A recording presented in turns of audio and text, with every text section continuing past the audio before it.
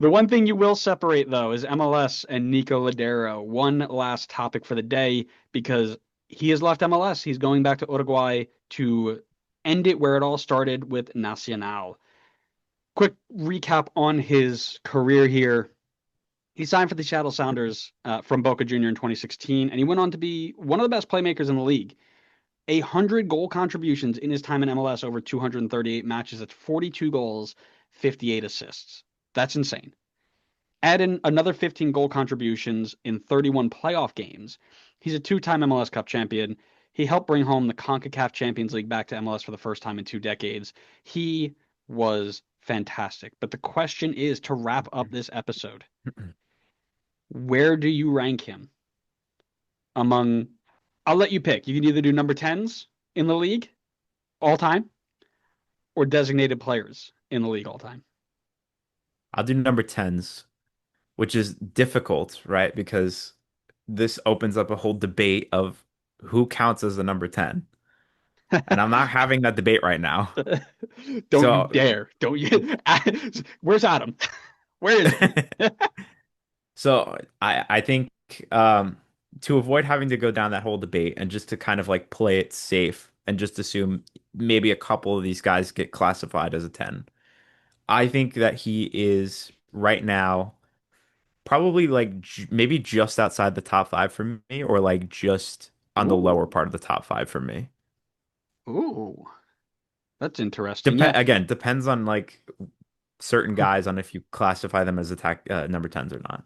Yeah, I can see that. Like I said, he did it all, right? And one of the things we talk about all the time is like, oh yeah, one of the things that we always equate with the rise of the Seattle Sounders like dynasty, that 2016 to 2020 range where they were just always in the top of the West, they were always in the champion, or the MLS Cup finals. I mean, all these different things that started after they signed Nico Lodeiro, because before they signed Nico Lodeiro, they were like bottom three in the West. Nico Lodeiro comes in, gets them just in the playoffs, and the rest is history, right? And that is so. I mean, how many DPS do we see signed? And I know not number 10 specifically, because now I'm taking the DP route because you took number 10. That come in and are good, but don't make an impact on a not so good team. First name that comes to mind is Zlatan Ibrahimovic, who came in and ran the show in LA with the attack, scoring all these different goals and missed the playoffs twice, or made it to the playoffs once and lost to LAFC and missed the playoffs after that. Right?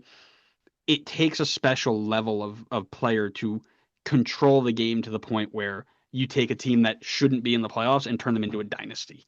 And that puts Nico Lodeiro in such a good position as going down as one of the best designated player signings of all time. Okay, but like, okay, so grain of salt with that, right? So Nico No joined in. grains of salt. Yes, Keep your grain of salt salt. for your fries. I I understand that he came in that particular season and really helped turn that season around for Seattle, and they went on and made a cup run and won the whole thing. It's not like Seattle was this like dumpster fire before that point. I mean, they won the Shield in 2014, and they were sixth Shield in 2015.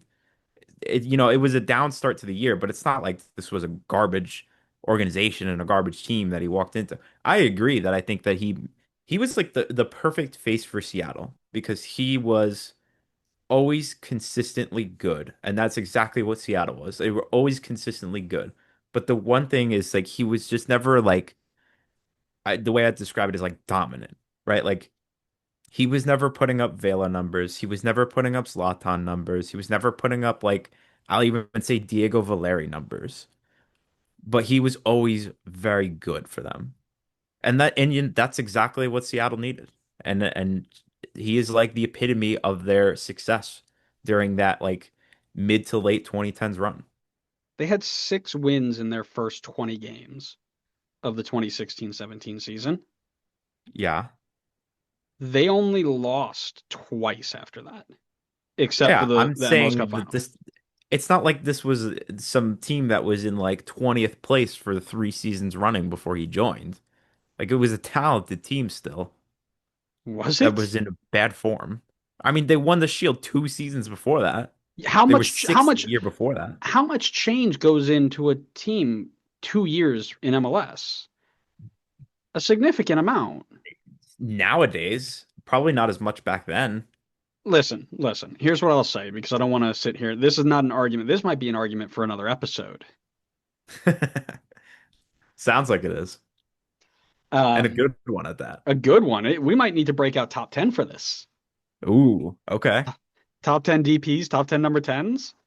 I think we did top 10 DPs, didn't we? No, we did top 10 worst DPs, didn't we? We did. Oh no, we We did. definitely did worst. We did. Did we I'm do? gonna look it up here I don't while we know. do it. No, but the idea for me is the in terms of in term so when you rate designated players, there are always these really wide levels of comparison, right? How did they impact the league off the field, right? The Messis, the Zlatans, the Beckhams, right? The people who raised it to another level in terms of visibility and stature and things like that. Then you have the people who came in and raised awareness in their, you know, in their area, right? Just their team, right? The Pirlo via Lampard type of thing, right? Like these three guys coming over, one last hurrah. Everybody in New York knew about them, stuff like that. Then you've got the ones who actually showed up and did something. And in that scenario, I think it puts him in a top 10 designated player of all time role.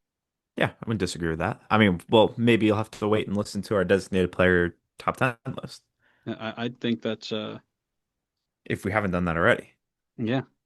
We did homegrowns. We definitely did something. We Oh, did I top. think I'm thinking of top 10 strikers. That's what I'm thinking of. Yes, I think yeah, that's what Because we I did. We did remember top our 10 whole strikers. debate over Landon Donovan.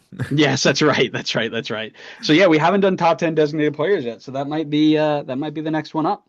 That might Or be, number yeah, that might be 10s. on the docket. Yeah, or number 10s. So listen, make sure you subscribe for that because that will come out and you will want to hear that. The last time we talked about number 10s in MLS, Adam quit the show. So It's a perfect opportunity to bring it back in. oh my Pick up where he God, left off. I don't know if I could handle that. I will call him. That might be fun. Um, That would be fun. that'd be a fun one to do.